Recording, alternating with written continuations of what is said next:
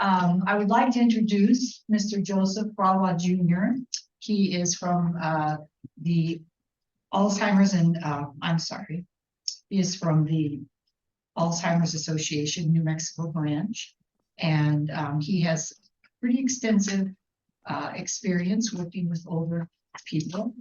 He has served as a caregiver coordinator and outreach work at the Fragua Senior Center from 2014 through 2019. And it was during his time there that he became familiar with the Alzheimer's Association here in New Mexico. And he learned while he was doing that there were a lot of people that were caregivers that had little to no resources in helping family members or friends during these times. So that's when he got involved with the Alzheimer's Association of New Mexico. And they offer many different educational opportunities, including early, middle, and late stages of Alzheimer's and dementia classes that are offered online and in person. And there are multiple volunteers that do them, and you can access them through the homepage for the Alzheimer's Association of New Mexico. And so right now I'd like to turn it over to Mr. Fragua Jr. Thank you. Thank you. Good morning, everyone. Or no, good morning. Afternoon. It's afternoon. Where did I go all morning? All right, well, good to see you. Good crowd today, and thank you for the wonderful introduction. And so yeah, welcome. And today we're going to be talking about 10 warning signs of Alzheimer's. Okay, and everyone received a booklet. Got the slides in there. We have the PowerPoint up here, although because of the light, we really can't see as much as we would probably hope, but we're gonna do with what we got, okay? Yeah. And on top of that, you guys have the slides. You guys can make notes on those slides. And then also welcome to the folks that are online on Zoom. And then I don't forget about you, even though you're not here with us physically, but you're here with us, okay? So hi to everyone there too. So the presentation, what we're going to talk about is the 10 warning signs, and then these are our learning objectives. So we're going to describe typical age-related memory, thinking, or behavioral changes. We're going to talk about recognizing common warning signs. We're going to discuss the tips for approaching someone about memory concerns.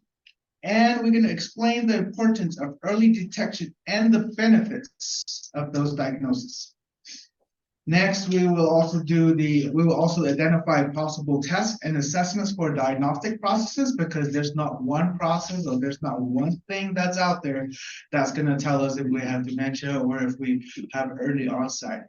So there's a few of those. And lastly, we're going to name the resources available through the Alzheimer's Association. And this, where you're at today, is one of those resources. And I'm glad you guys are here to listen to me. And this will probably take about an hour.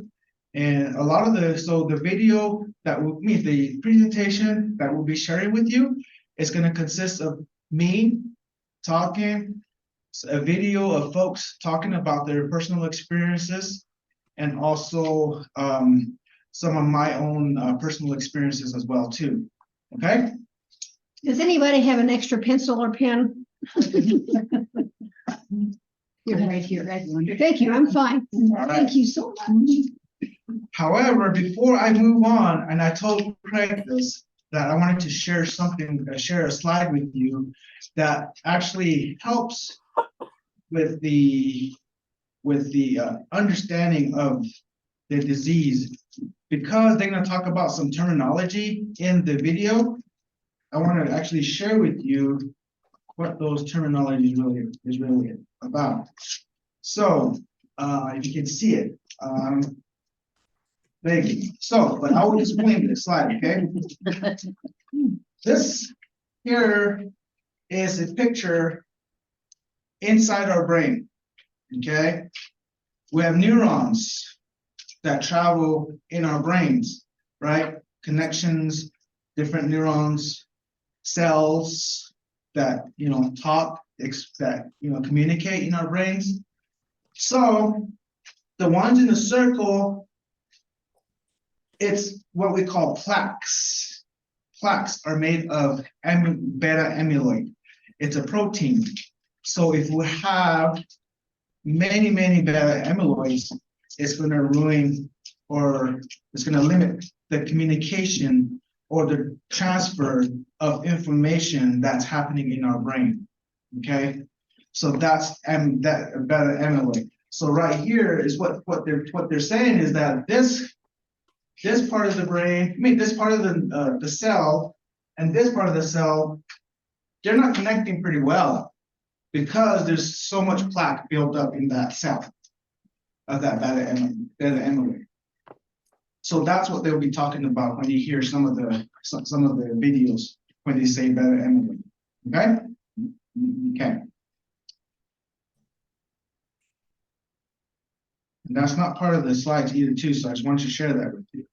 So first, let's meet the Garcias. Okay? This is a scenario that they're sharing with you. So here we go.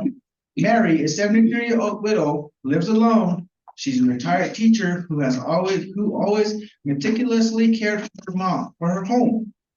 Her daughter, Lydia, has recently been noticing laundry piling up, junk mail, and old newspaper lying around the house.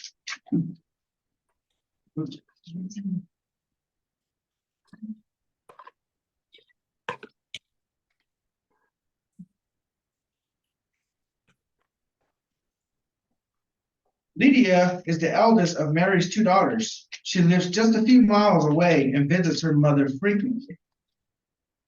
Patricia lives in another state. She works long hours and isn't able to visit her mother as often as she'd like. She communicates with Mary and Lydia frequently through phone and text messaging. So here's their scenario. Worried about mom. She keeps losing things and the house is a mess. Probably normal to get a little forgetful with age. It's so unlike her. Should we worry? Let's reach out to our old neighbor, Dr. Soloway. As we get older, cognitive problems become more noticeable for almost everybody, and it can vary from person to person. Typically with age, people have trouble coming up with the word they want right when they want it. They have trouble remembering names, and they don't think quite as quickly.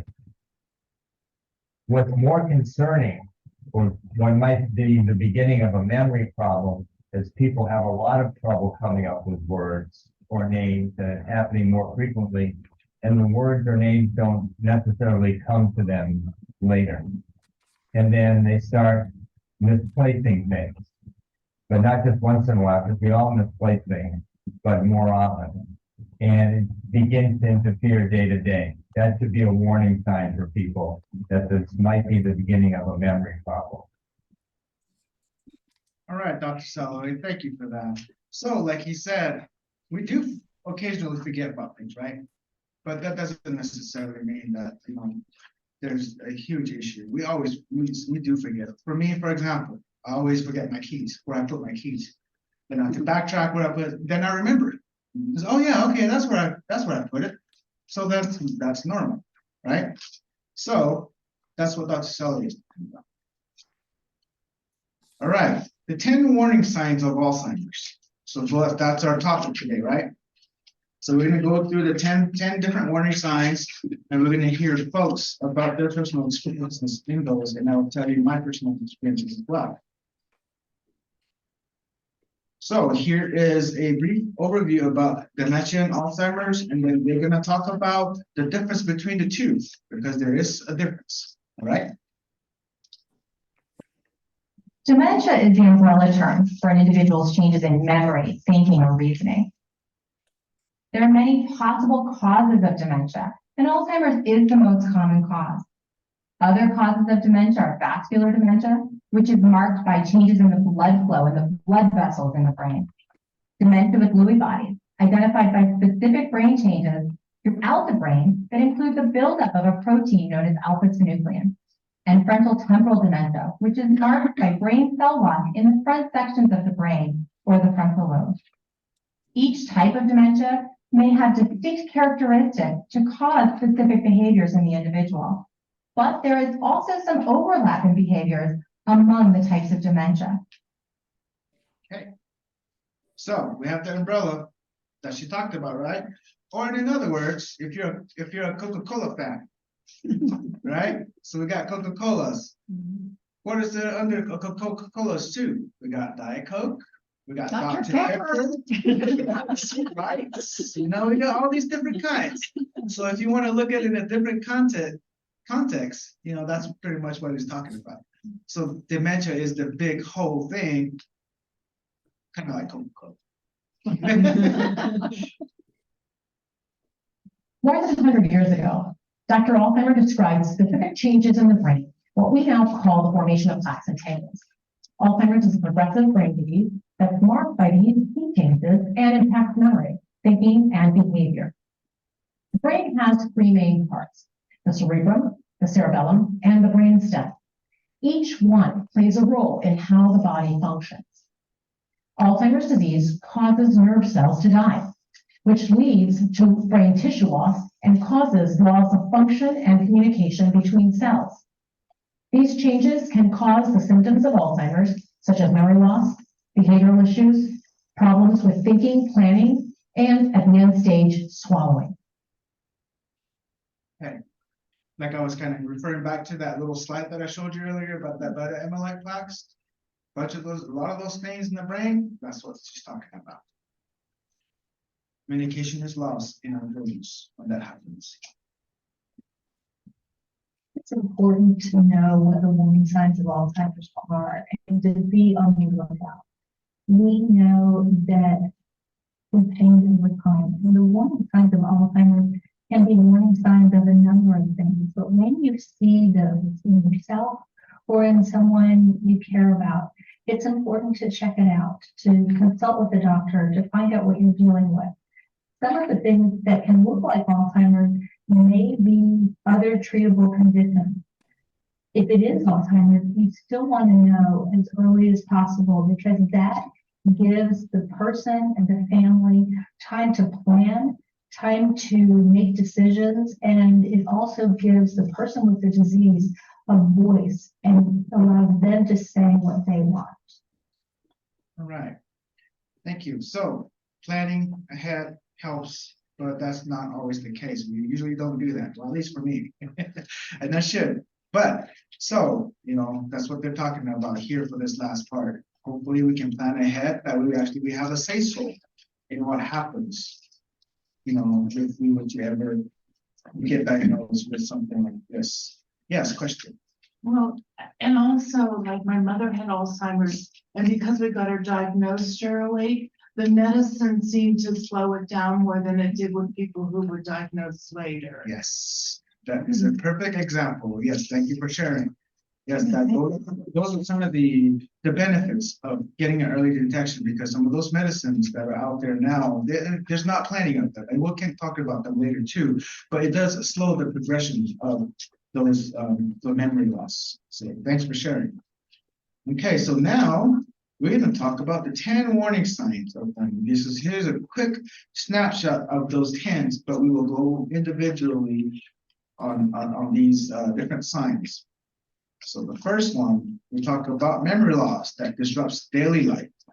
So what are possible signs of dementia? You know, that's the question. So one of the most common signs of Alzheimer's is forgetting recently learned information. Others can include forgetting important dates or events, asking the same questions over and over, increasingly relying on memory aids such as reminder notes. You know, so those are fine. The reminder notes are fine when you know when you do get into that dementia phase. However, you know, this part is one of the signs. If you're beginning to do all that all the time, or beginning to see your loved one do a lot of that, then that's a perfectly a good example of common signs. So one of the things here is that when they say forgetting important dates or events, usually those important dates and events, if they're long time events, usually when people with Alzheimer's, they remember those much better than recent ones. So that's when you're actually, those folks that actually have Alzheimer's, that's what happens. They call it the tape reel effect. You know how back then they had that tape reel with the videos. So the small, tiny ones like a long time ago. They remember those first. And the recent ones, they won't remember those ones as much as they will remember the last ones. So for example, if the person with Alzheimer's was married, they'll probably remember their first wife better than the next one. You know, that's an example. Okay, that's if they have Alzheimer's. Okay, so the next one. What are possible signs of dementia? Okay, challenges in planning and solving problems. So here, trouble following a familiar recipe or keeping track of monthly bills. Difficulty concentrating and taking much longer to complete tasks. So here again, something that we've known how to do, you know, much easy, sometimes that will kind of become difficult for us. That's what you're saying. So we'll hear from John. But I was probably spending 4 to 5 times more time preparing for something than I did, say, 5 or 10 years ago. Because of the my thought, I lose my focus, I get anxious, I don't get to sleep. I was sleep. I was anxious about what I was trying to remember, which I was trying to prepare, which I was trying to do. So it was a vicious circle of so I was able to control it a lot, so that we see things, and then I know things to be seen. It's what was disturbing me, it's what effort I had to put into to do the things I used to do. So Thank you, John. So a lot more effort needs to be considered. You know, in the case of John. Number 3, difficulty completing familiar tasks. So driving to a familiar location, organizing a grocery list, remembering the rules of a favorite game. So if you're playing with your loved ones or someone, and then you're playing your favorite game, and then they begin to start making new rules. They could just be true. It's true, right? So, and, yeah, and one of my personal experiences, and then you know, I shared this one last, is because it does hit me with this one, because of how, you know, my personal experiences have come about. My uncle, who was diagnosed with Alzheimer's, was this number 3. He didn't have he forgot the familiarity of his place. So he does jog a lot all the time. He used to jog a lot. So he went out for a jog and never came back home. However, we did find him after a few hours. However, this is something that we just didn't know about. And that's why I say, you know, some of the resources that we had or that we didn't have, that's the reason why I'm here today. So that way I can share that stuff, share these things with others, so that others may not, you know, go through what we went through. But, you know, for him, you know, he did this all the time. He was for a job, you know, never knew signs or nothing, but maybe he did, but he was living alone though. So again, you know, that's just one of the things that just happened in our personal experiences, and that, you know, just hopefully, but some of us out there will kind of, you know, get this to practice some of these things that we're talking about. So that's number 3. Some people have difficulty with math or with reading in a way that's unusual to them. And once again, this is a change in that person. So for example, We all know somebody who was never able to balance their checkbook, right? So that wouldn't be a warning sign for them. But if somebody who always balanced their checkbook to the penny suddenly was paying bills, the same bill over and over and not able to balance their finances, well, that would be a sign for them. All right, so balancing checkbooks and stuff. If you're familiar with that, if you're forgetting to do that, that may be a sign, but if you really don't know how to do that in the first place, then. All right, number 4, confusion with time and place. And actually, I think my story should have been on number 4. I'm sorry about that. But anyways, having trouble understanding something if it's not happening immediately, forget where they are or how they got there. Okay, so getting confused about the day of the week, but figuring out later, that's normal. Number 5, trouble understanding visual images and spatial relationships. So here there's some difficulty with balance, trouble reading, problems judging distance and determining color or contrast, which may cause issues with driving. Okay, some of the typical age-related changes here is vision changes related to cataracts, right? So if we're talking about cataracts or having cataracts removed, that's typical. That's really, it's a normal part of aging. However, for example, if you forgetting where the Hammond Springs Library is at right now, for some of us, maybe all of us, we vision that, right? Where it's at. We know how to get there. We know how much time it's going to take for us to get there from here, but if we start forgetting to put that into, in context, then that's probably on the other side. So that's what we're talking about here. Okay. Who remembers if you've been here that long, who remembers the old Kmart on Montgomery? We've been here that long?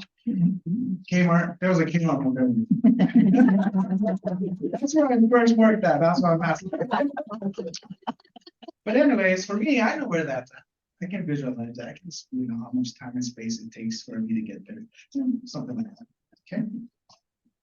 Alzheimer's disease is not just a disease of memory. It can affect other things too. It can affect the way that we perceive what we see.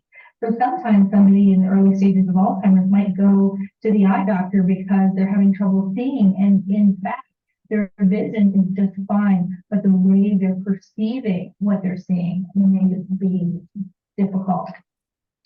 And I take that back. The Kmart, not in Hammond Springs, the Kmart in Albuquerque. Did I make that distinction or no?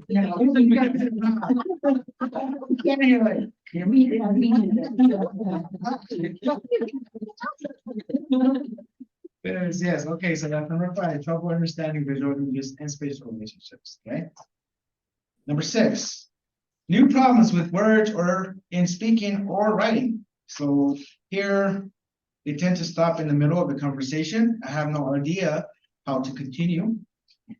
Next one, repeat themselves. I do this all the time, that's normal. But if they do repeat themselves over and over and over, yes, okay?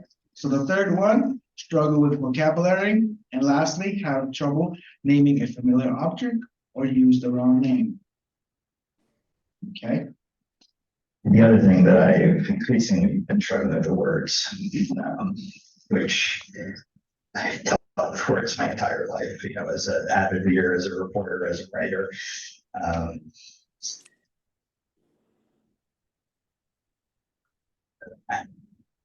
I struggle with them now. So he's going through that. So he's struggling with that. So even though he used to not have any problems, now he seems to find that that's causing him some challenges now. Number 7, misplacing things and losing the ability to retrace steps. So first one here, they say lose things and be able to go back over their steps to find them. Accuse others of stealing, which may occur more frequently over time. With working with caregivers, was always, the issue, you know, their loved ones accusing them of stealing their money or stealing their dog or their cat, you know, whatever it may be, you know. But common age-related change, you know, misplacing things from time to time and retracing steps to find them. That's what I talked about earlier with the keys, right? Or sometimes my fiance will tell me, I know where it's at. I wouldn't have to retrace. You're lucky you'll get it. So some people wonder if, you know, they lose their keys or their glasses or their purse, is that a sign of Alzheimer's? And one thing that I would say about that is for most of us, we might misplace something, but then if we retrace our steps, we can usually find it. We can usually remember. For a person with Alzheimer's, sometimes they're not able to retrace their steps. Sometimes that memory is just gone. And so when they do find their keys next to the phone because they got interrupted by a phone call when they were coming in, they set their keys down in an unusual space. So there they are next to the phone.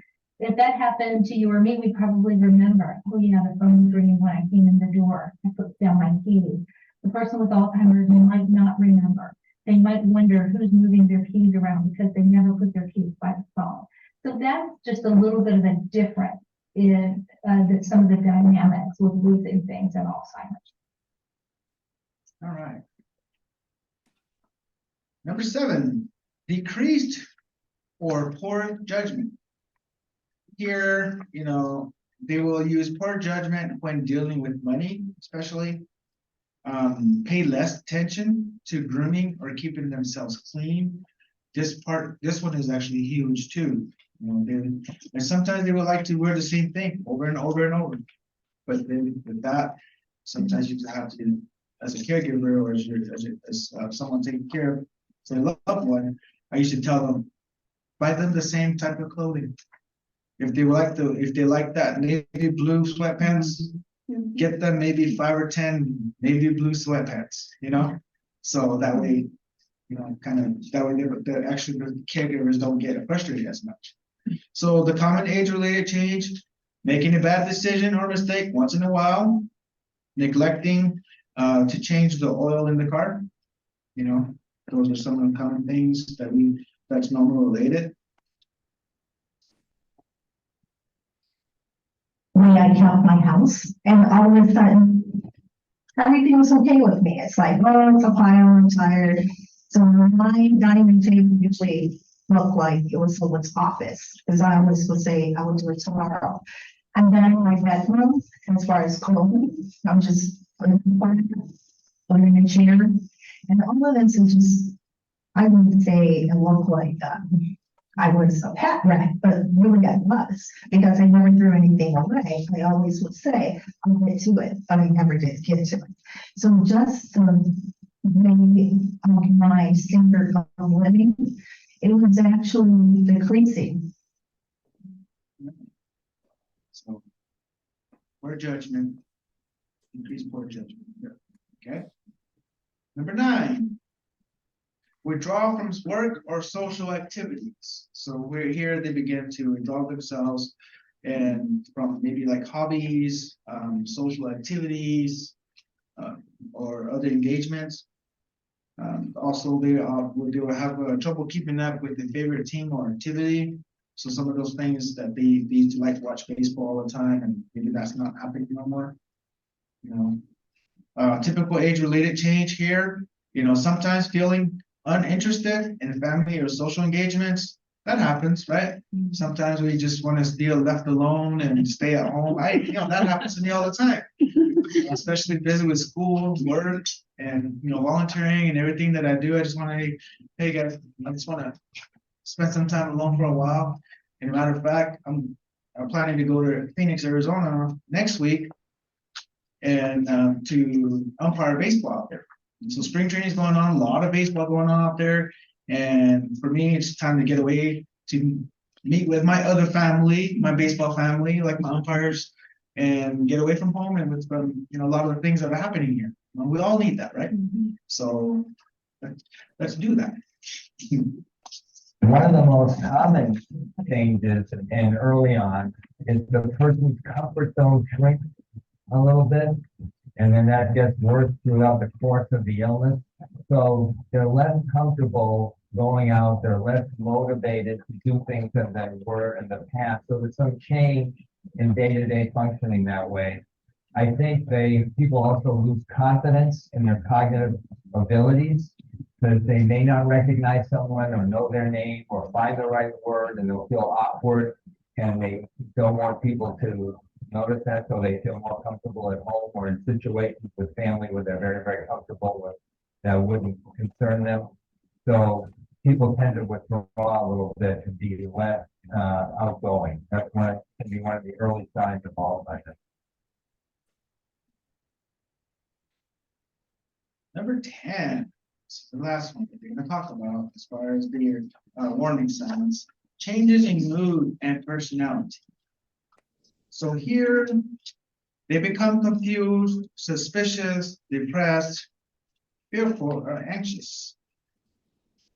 You know, why is that? You wonder why, right? But as we said earlier, the beta amyloid plaques in our brains and the communication in our brains, a lot of that stuff is not happening. So then the confusion, what happens to when we're confused or when we're anxious? Sometimes we get agitated. Sometimes we get frustrated, you know, all those things. So those are some of the behaviors that will happen because of these symptoms. So the second one is getting easily upset at home with friends or when out of their comfort zones. That's the behavior that's going to be that will be displayed. So what are the typical age-related changes? Developing specific ways of doing things and becoming irritable when a routine is disrupted. Okay? That's normal. That's normal.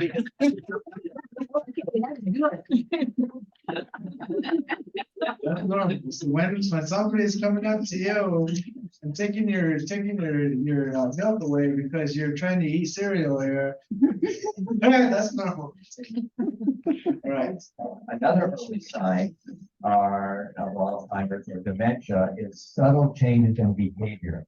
So all of a sudden, the family may notice the person is more easily irritated, or more impatient, or a little moody, or have a shorter fuse, or more anxious.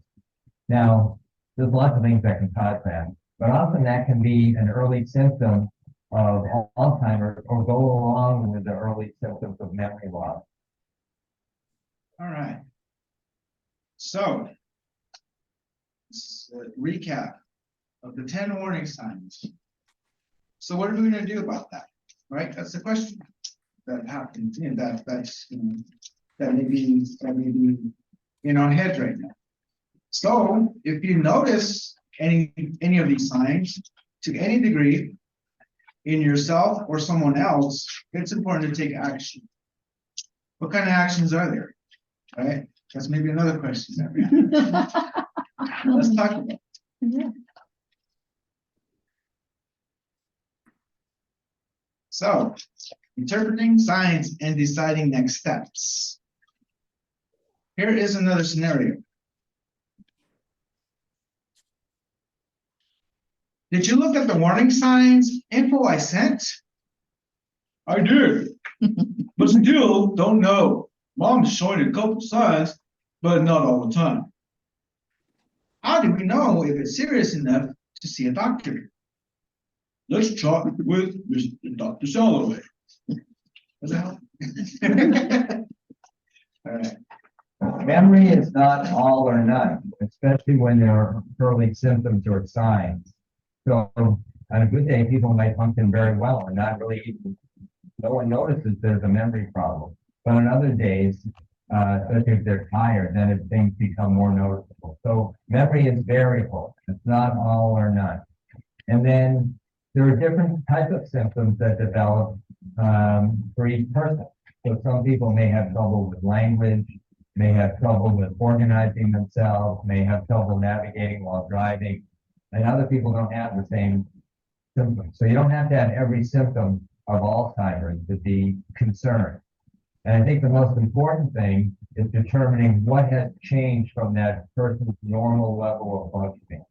And usually people have a pretty keen sense of, what they can normally do well. And then when either they or the family notice that there has been some change from that usual pattern of functioning, that should be a warning sign to people, but they don't have to check off all the boxes. Yes, sir. So I always used to tell the caregivers, I still tell folks, it's not a cookie cutter approach, right? It's not a one size fits all. Everyone is different, every symptom is different. So we just gotta try to remember what the normal really was, and now what are the changes look like. So here we talk about these 10 signs are a guide to identify problems that may be related to Alzheimer's. Next, individuals may experience one or multiple warning signs in varying degrees, but they don't have to experience them all for there to be a concern. Right? Lastly, if you notice any of these signs in yourself or someone else, it's important to see a doctor. Right? So the doctor is your primary person to see. The importance of early detection. Okay. So friends and family are often the first to notice changes. So let's hear some of these. It's a very interesting phenomenon that people who have memory problems are often less aware of it than family members or their friends who know them well.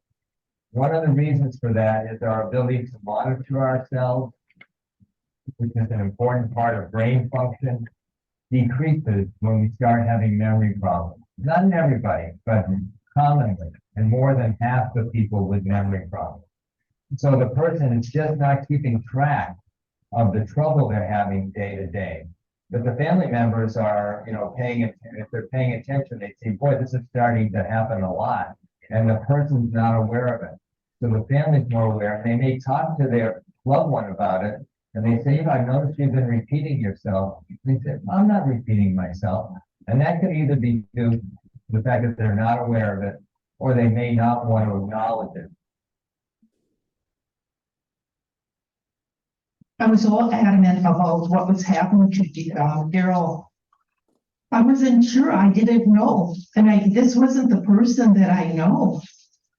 This wasn't the person. Daryl was very, my husband was very, he always had to be building or designing or working with his hands. And it was getting to the point where he wasn't, and he was becoming very frustrated when he was forgetting to do things or go places. Those things are going to happen. Those are the signs. So next, we're going to talk about the model that the Alzheimer's Association has put out. So these are the 10 steps to approach memory concerns. Not the 10 warning signs, but the 10 steps to approach. Okay. So we got 10 of them, and we'll talk about them individually. And it won't take that long as it gets to the last one. But step one, and you have them on your slides too. Yes, you have them on your slides too. So step one. Okay. What changes in memory, thinking, or behavior do you see? Remember, friends and loved ones are the first ones to see those, because the loved one that's going through that will not necessarily know that, or they may be in denial. Okay. Step two, what else is going on? Step three, learn about the signs and the benefits of early diagnosis. You're already on step three. You're right here with me. Right? Has anyone else noticed the changes? That's what we talked to, like the first slides earlier. The two sisters were talking about their mom. Hey, have you noticed anything? Laundry is piling up. The place is a mess. Hey, those are some changes. Let's talk about it, right? Number 4. is have a conversation. Send a text message, email, person face to face. And now a lot of the times, I see, distance caregiving, like the first example. You know, the sister lives in Colorado Springs, the other one lives in Albuquerque, the other one might live in Hammond Springs. So who's gonna be the one that's gonna be probably seeing more? The one in Hammond Springs, right? So have a conversation with your loved ones or your siblings or your family, okay? Step 5, who should have the conversations? Huge family.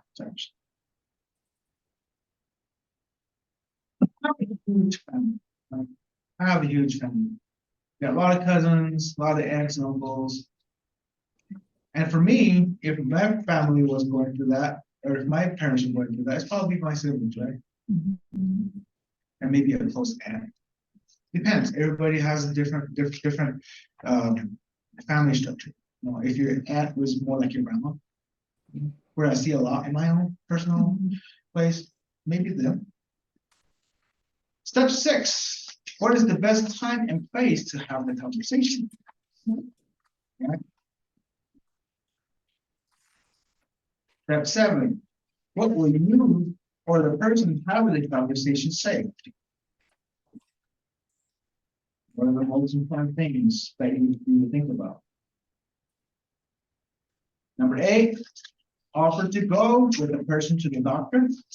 Because again, the doctor is going to make that determination, that diagnosis, right? And we'll talk a little bit about that there. Number 9, if needed, have multiple conversations. One setting is not going to do the whole trick, right? Usually not. Maybe if you're lucky, but usually not. So maybe multiple conversations, because some things may change too. You don't know. 10, reach out for support. And here we are, Alzheimer's Association once again. That's one support that you can reach out to. And you know, working with the Alzheimer's Association for this long, they're really, really good resources. You know, Pam and Janice, Janet, you went to see the conversation between Craig and, you know, they're always really important. So they're really good resources. If you guys have anything to, you know, talk to them about, you know, reach out to them in the Mexico chapter. Okay. Number 10, turn to the Alzheimer's Association for information and support. Once again. Okay. Yes. I have a question about having conversation include, if you're with someone who is isolated from the immediate family, but you see the person's you start to notice them, but you're not confident, then sometimes if the person goes back to spend holiday, like Thanksgiving or Christmas, or then you see somebody that's still close to them, but people who don't see them all the time. And they might notice the change more because it's not a gradual thing. Is it appropriate, or how would it work in your experience? Let's say, would it be appropriate for me to just sort of like ask the family, will you let me know if you notice? It's sort of kind of, you don't want to pressure them or cause concern, but you're in touch with somebody before you have approached that person that you have concern for, to sort of have that kind of multiple set of eyes. It feels kind of sensitive. Right. And I think that's what will happen there too, that if you directly approach that person, that's the subject, you know, like Dr. Sauer was saying, they might be reluctant or they might be in denial. So if you talk to another person that may probably see those changes too, like you are, then that probably be true. So then that will be your best, you know, place for that information. Okay. Yes, another question. I would approach the family member after they saw them and not before. Because then that way you're not setting up something. And then if you have concerns, then you can talk to the family after and see if they saw anything. Yeah, that's right. And that's true too as well. And then if the scenario she's talking about, like at a function, it's gonna be probably like a couple of hours. And maybe not a lot of things will happen during that time, but she's observing them throughout a longer period of time, so she's noticed that. And that will, I will give another one too. So I can check them after. Yeah, Right. let me know if you see something, or you call after and say, did you, I've noticed some things, did you notice anything? All right, so see a doctor. Here are some of the a list of doctors or the list of special specialists that we can look that we can seek for. So here, just lists of different geriatrician. How do you say it again? Geriatrician, neurologist, neuropsychologist, psychiatrist, and a psychologist. Okay. Depending on what you have, I know a lot of different clinics might not have all of them. Maybe they have one, and maybe they may not have one. Right. So depending on where you live. What are the benefits of early detection?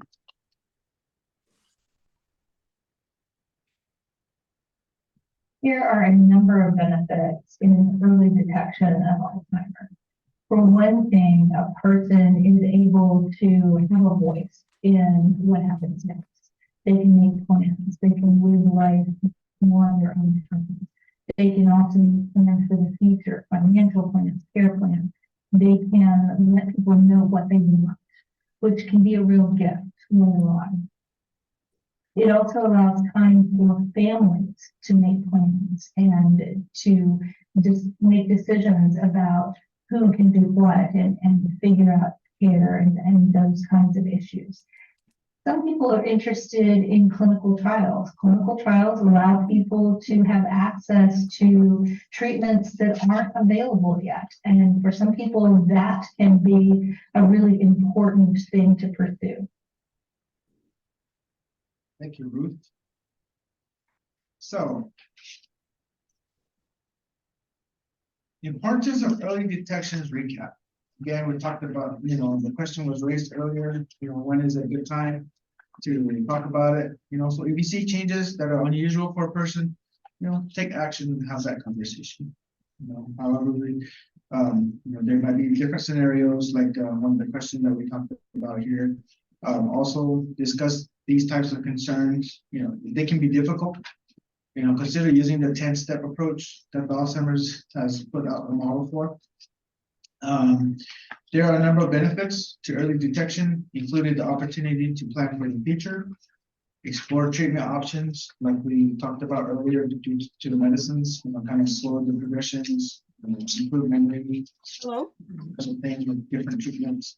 As far as I'm doing a Zoom meeting now. and participate in clinical studies.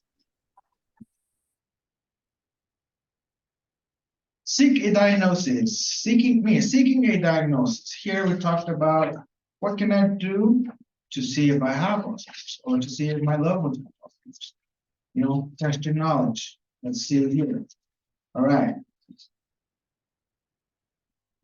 There is currently no way to diagnose Alzheimer's.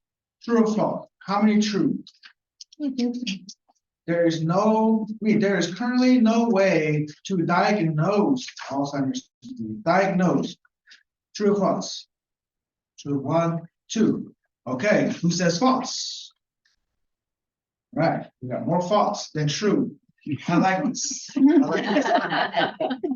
Now we're gonna get the truth, right? I do this to my class all the time. When I ask a question, I teach English language arts at the high school here in Kansas. So when I ask a question to students, some of them, who says it's true? Who this is right? Raise your hand. I have half of them, and I'm like, yes, it's time to teach, right? Time to get to the bottom of it. False. There are a number of assessments and tests that make it possible for healthcare professionals to diagnose Alzheimer's with a high degree of certainty. So here we may have confused the difference between a treatment and a diagnosis. Okay. Of course, there's no treatment. As far as the cure, cure. There's no cure for Alzheimer's, However, we do have ways to diagnose, okay, and then we'll talk about that. Possible assessments and tests. So here, assessments may include medical history, physician exam, screen for depression, interview with close companions.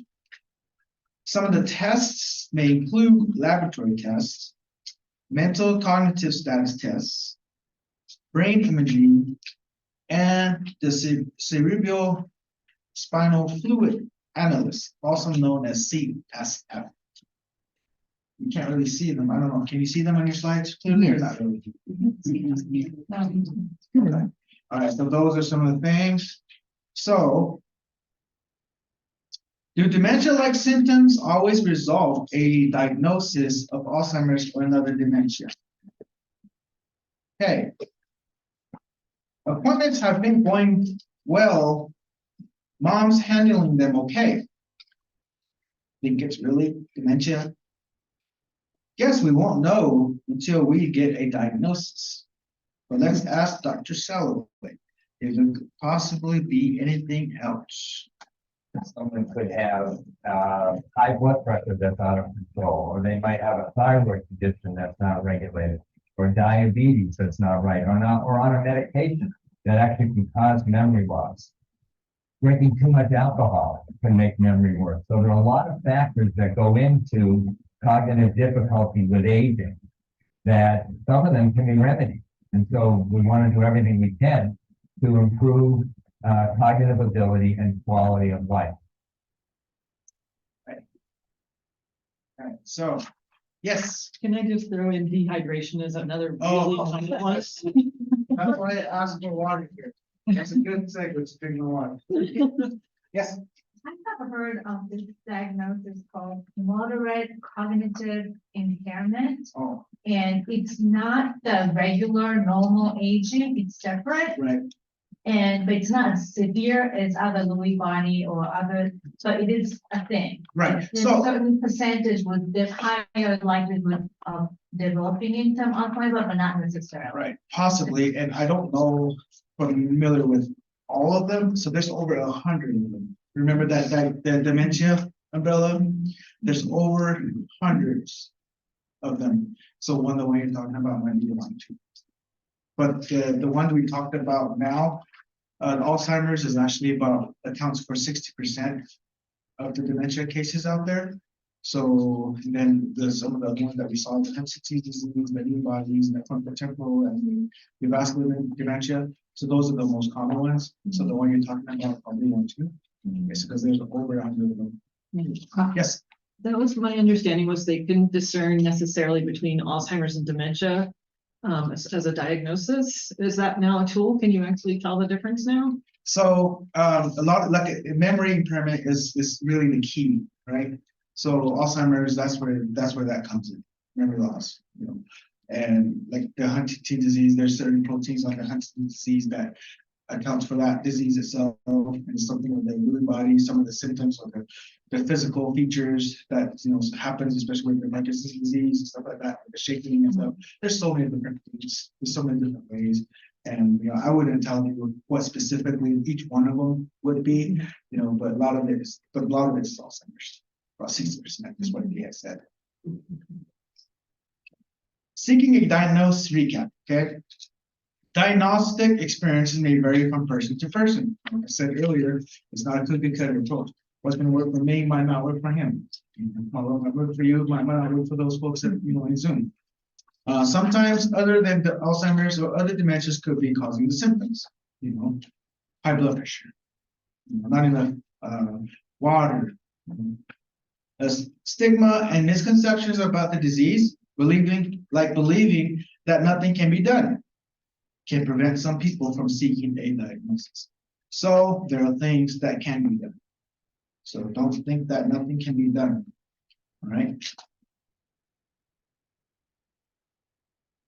What's next when the diagnosis is Alzheimer's? I called, but your voicemail. Oh, I called, but got your voicemail. How'd it go? Call you later when I get home, but the diagnosis is early stage Alzheimer's. Oh no, what do we do now? Doc said the Alzheimer's Association offers free resources. Some even help people live well with the disease. We'll call soon, but left office with some hope.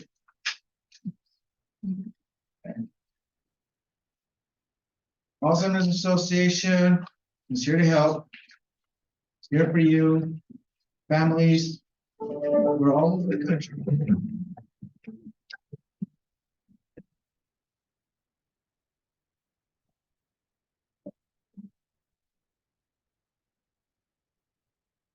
Even in Hammond Springs. Yes. All right. So here's our mission. The Alzheimer's Association leads the way to end Alzheimer's and all other dementia by accelerating global research, driving risk reduction and early detection, and maximizing quality care and support. Our vision is a world without Alzheimer's and all other dementias. You can reach us on the phone, online, or nationwide. Here's the information. I've had a couple of phone calls that I've been able to make it to the call center. When I've had a couple of good questions that I wanted to ask, there's been a couple of nights, 2 o'clock in the morning, you have questions, you have anxieties, and I was struggling dealing with them, and it's amazing. It's one of the best things they ever did was keeping the call center on my favorites now. Just enough for somebody you can call who is aware of what you're going through. When I went to the Alzheimer's Association website, which is alz.org, then I was trying to find out more about what's with Alzheimer's, what really is this disease, what is younger onset Alzheimer's, what is dementia, is there a cure, how long has it been, how many people are affected by this, where can I go for resources, where can I go for help, what do I do with this? How can I handle this? Is there more people like me out there? Is there someone that I can talk to if I need to? And there I found the support line. It's 24 hours a day. And there I found where I can go for workshops, where I can go and read things and postings that people have done, where I can find out what events is happening in the Alzheimer's Association, where I can see how it's affecting people around the globe. Since I've been diagnosed with dementia, and one place that I know I can go to for assistance and help and support is the Alzheimer's Association. There are people there that I know by name I can contact if I'm having a difficult time, or if I'm struggling to find some resource that they will provide that to me.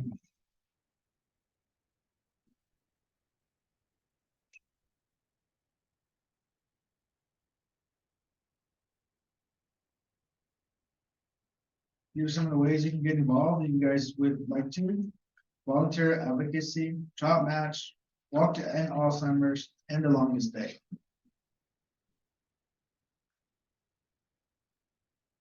So whether you can spare a few hours or make significant time commitment, consider volunteering. Sometimes they need help at the Alzheimer's Association, especially if they got big events coming up. They can use your help. Or if you want to become an educator and do something like I'm doing today, we can use some of that too. Advocacy. Talk to your lawmakers.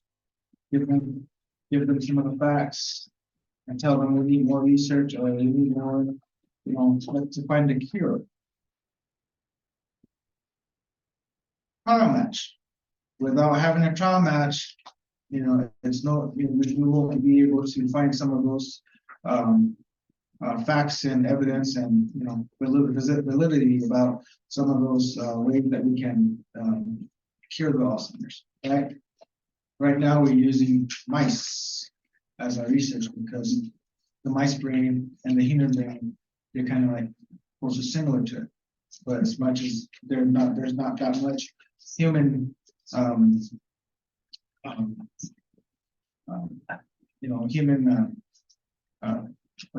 studies. There you go. Sorry.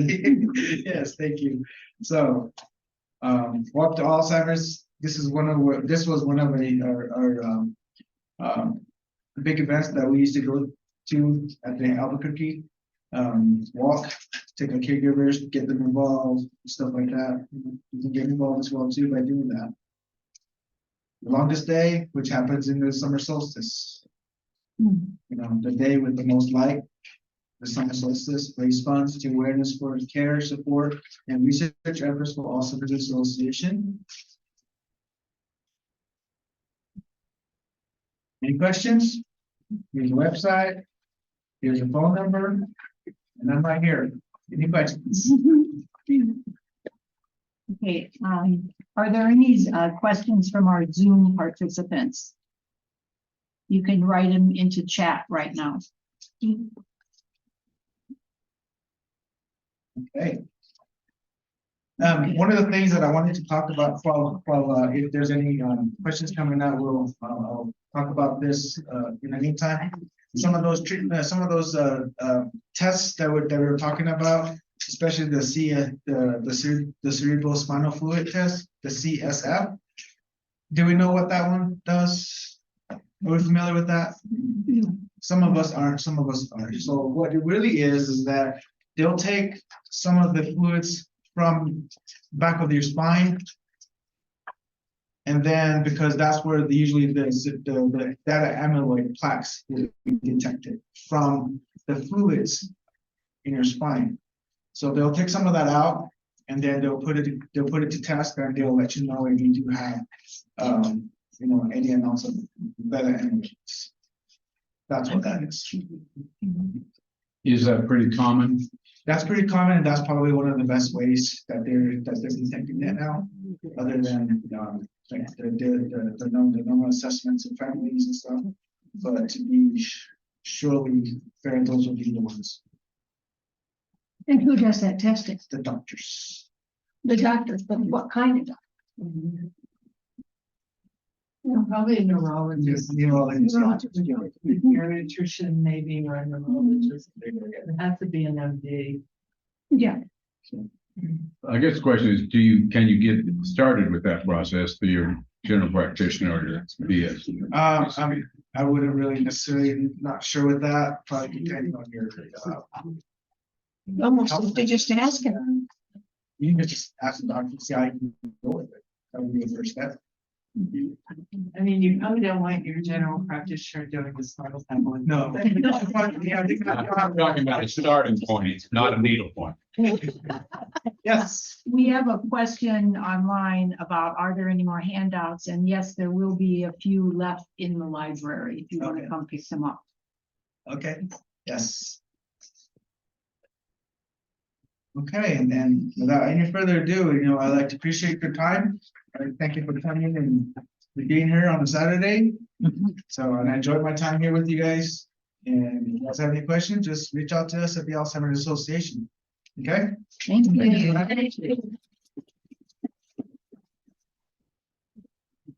Being here is all. Yeah, who gets the pen back? That's Yes. I thought so. Oops, that's not touching. It's a nice pen. Yeah.